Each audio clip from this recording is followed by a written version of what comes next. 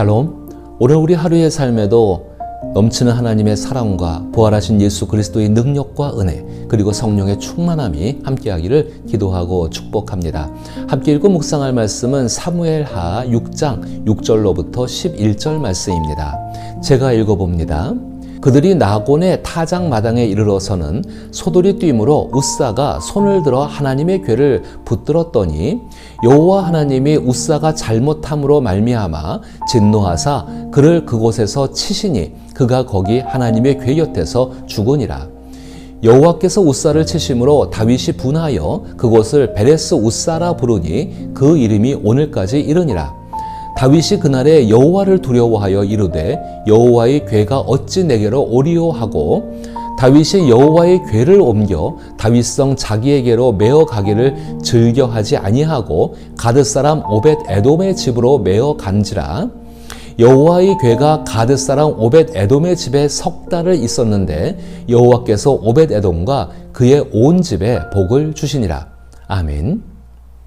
저는 오늘 이 말씀을 통하여서 최소한 웃사처럼 되지는 말아야겠다는 생각을 합니다. 하나님은 복의 근원이시며 복을 주시는 것을 기뻐하시는 분이십니다. 하나님께서 창조하신 모든 만물에는 이미 하나님께서 주신 복이 깃들어 있습니다. 그 복을 깨달을 때 만물 속에 담긴 하나님의 영광도 함께 볼 수 있습니다. 예수님께서는 들판에 핀 한 송이 백합화를 바라보시며 하나님께서 이름 없는 백합화에게 주신 복이 솔로몬이 입은 옷보다 더 영광스럽다고 말씀하였습니다. 그 하나님께서 주신 복으로 인해 들판의 백합화는 근심과 걱정이 없습니다. 하물며 사람에게 주신 복은 하나님 자신이신 예수 그리스도를 주신 것입니다. 더욱이 우리의 일상생활에서도 잠언 10장 22절에서는 여호와께서 주시는 복은 사람을 부하게 하며 근심을 더하지 아니하시느니라 라고 말씀합니다.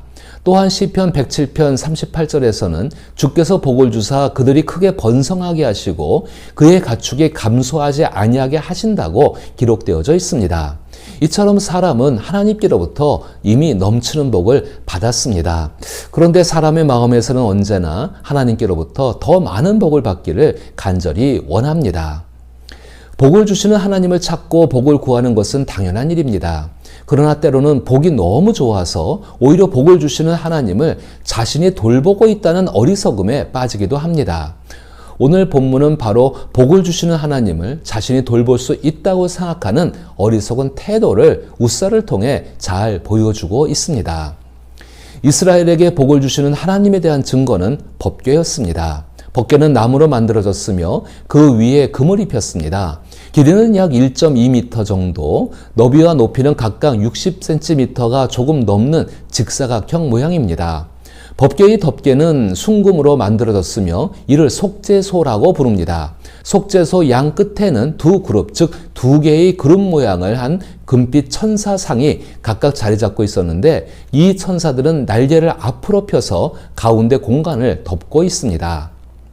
속죄소는 하나님의 말씀을 듣는 장소입니다. 법궤 안에는 세 가지 물건이 보관되어 있었습니다. 첫째, 모세가 시내산에서 백성들에게 가져온 십계명이 새겨진 돌판. 둘째, 광야에서 방황하던 시절 받은 만나가 담긴 항아리. 셋째, 싹이 난 아론의 지팡이입니다.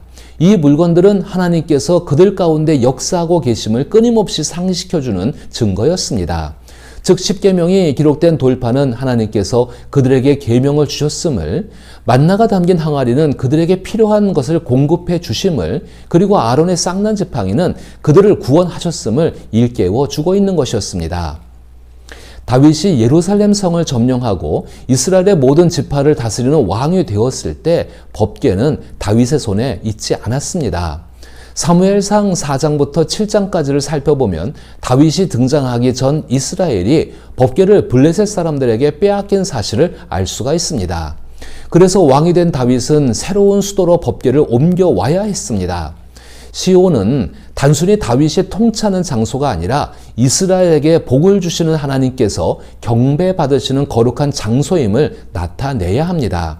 이는 매우 중요한 사명이자 신성한 임무였습니다. 예루살렘에 왕의 보좌가 있다는 것만으로는 충분하지 않은 것입니다. 그곳은 하나님의 통치가 선포되고 경배받는 장소, 즉 하나님께서 존귀함을 받으시는 곳이어야 합니다. 이러한 경배의 중심에는 반드시 법궤가 있어야 합니다. 그로 인해 하나님의 영광과 복이 시온성에 있음을 나타낼 수 있는 것입니다. 그런데 법궤를 되찾아오는 길에 짐수레를 끄는 황소들이 갑자기 비틀거렸습니다. 법궤가 미끄러져 수레에서 떨어질 뻔한 순간 우사 제사장이 법궤가 떨어지는 것을 막기 위해 손을 내밀었습니다. 그런데 그때 믿기 어려운 일이 벌어졌습니다. 오늘 본문 7절 말씀에 기록된 대로 여호와 하나님이 우사가 잘못함으로 말미암아 진노하사 그를 그곳에서 치시니 그가 거기 하나님의 궤 곁에서 죽으니라 라는 것입니다. 이 사건 이후 다윗은 더 이상 법궤를 옮겨올 수 없었고 법궤는 오벳 에돔의 집에 머물게 되었습니다. 그런데 법궤가 머무는 동안 오벳 에돔의 집에는 큰 복이 임했습니다. 이러한 이야기 속에서 우사 제사장이 왜 죽었는지 한번 생각해 보십시오. 우사 제사장의 죽음은 하나님께서 직접 치셨기 때문입니다. 일반적인 우리가 생각하는 하나님과는 다소 이해하기 어려운 부분입니다. 우리는 하나님이 언제나 생명을 주시고 우리가 회개할 수 있도록 오래 참으시며 끊임없이 잃어버린 자를 찾으시고 언제나 다시 기회를 주시며 변함없이 우리를 사랑하시는 분이라고 믿고 있습니다. 그렇기에 하나님께서 사람을 죽이셨다는 사실을 받아들이기 힘들어합니다. 그것도 하나님의 일이 진행되는 과정 가운데 말입니다. 물론 하나님께서 인간을 심판하시는 것은 당연한 일이지만 사도행전 5장에 나오는 아나니아와 삽비라의 죽음처럼 갑작스럽게 사람을 치셔서 죽이신다는 것은 우리를 당황하게 만듭니다.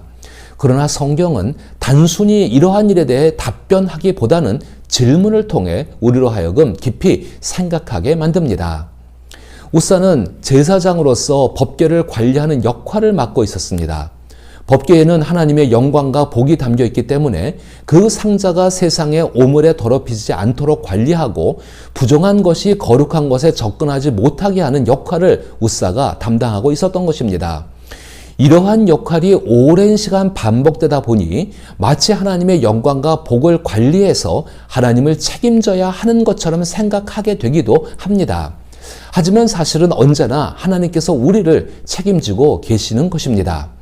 법궤를 실은 수레가 흔들려 법궤가 수레에서 떨어질 듯 할 때 우사는 법궤가 수레에서 떨어지지 않게 반사적으로 행동한 것처럼 보일 수 있습니다.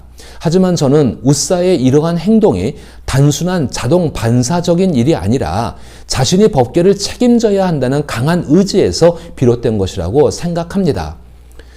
우사는 제사장이자 모세의 율법을 따라 법궤를 어떻게 다뤄야 하는지 매우 잘 알고 있는 사람입니다. 법궤는 결코 사람이 손으로 직접 만져서는 안 되며 레위인들이 법궤에 부착된 고리에 막대기를 끼워 운반해야 했습니다.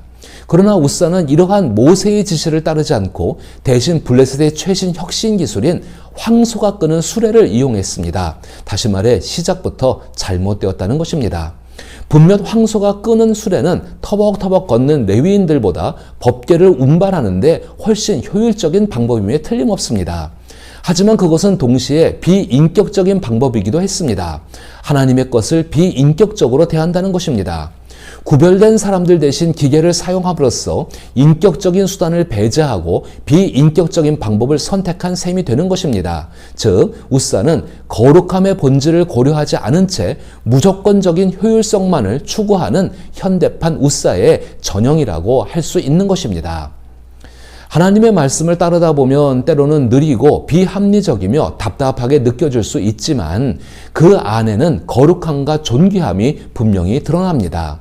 그리스도인들이 하나님을 기쁘시게 하는 삶을 추구할 때 그것은 곧 세상 속에서 참된 인간으로 살아가는 것을 의미합니다. 이는 세상의 기준이나 인정에 맞추는 것이 아니라 하나님 앞에서 거룩하고 존귀한 삶을 사는 데 있습니다. 성경은 바로 이러한 하나님을 기쁘시게 하는 삶을 위해 각자의 일상 속에서 거룩함과 존귀함을 지키며 살아가라라고 가르치고 있습니다. 이러한 가르침은 올바른 삶을 살도록 인도하기 위한 것입니다. 그런데 그러한 삶을 살 때 때로는 더디고 답답함을 많이 느낍니다. 거룩함과 존귀함을 단순히 종교적인 노력만으로 얻으려 한다면 그것은 불가능합니다. 종교는 이스라엘의 법궤와 같이 하나님께 집중하는 장소이자 하나님의 진리가 보존되고 높임을 받는 공간입니다. 또한 하나님께서 역사 속에서 능력을 나타내신 사실을 기억하는 자리이기도 합니다. 만약 종교를 통해 하나님의 거룩함을 체험했다면 하나님께서 우리를 사랑하시고 함께 하신다는 믿음 안에서 생기 넘치고 즐거운 춤을 추듯 삶을 살아가며 타인을 대할 때 진정한 존귀함을 얻게 됩니다. 우리 안에 계신 성령께서는 생명력과 기쁨으로 참된 인간다운 삶을 살고자 하는 이들을 언제나 도와주십니다. 우사는 하나님의 영광과 복이 드러나는 법궤와 오랜 시간 함께 있었습니다. 아마도 우사는 자신이 바라던 모든 것을 얻었을 것입니다. 중심을 잡아주는 진리, 위로를 전하는 말씀, 안정을 주는 예배 의식, 의미 있는 일, 힘이 되는 공동체와의 관계, 자유를 주는 용서 등 다양한 은혜를 경험했을 것입니다. 그 안에서 하나님께서 주시는 복과 영광을 발견하며 이전과는 다른 삶의 길로 나아가 더 깊은 회개와 믿음 가운데 살아갔을지도 모릅니다. 그러면서 우사는 여러 가지 책임을 맡게 되었고 점차 사람들에게 인정받으며 자신도 모르게 무엇을 어떻게 해야 할지에 대한 조언을 하는 위치에 서게 되었습니다. 여기까지는 모두 바람직하고 올바른 일입니다.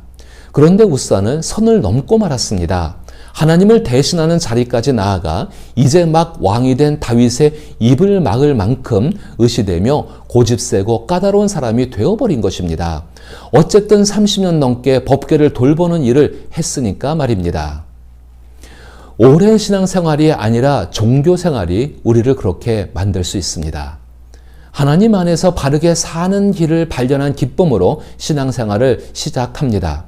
그런데 시간이 지나면서 조금만 방심하게 되면은 하나님을 위해 하나님의 일을 대신 떠맡은 것처럼 사람들이 바르게 살도록 이끄는 종교적 책임자 역할을 가정과 주변 동료 그리스도인들에게 수행하게 됩니다.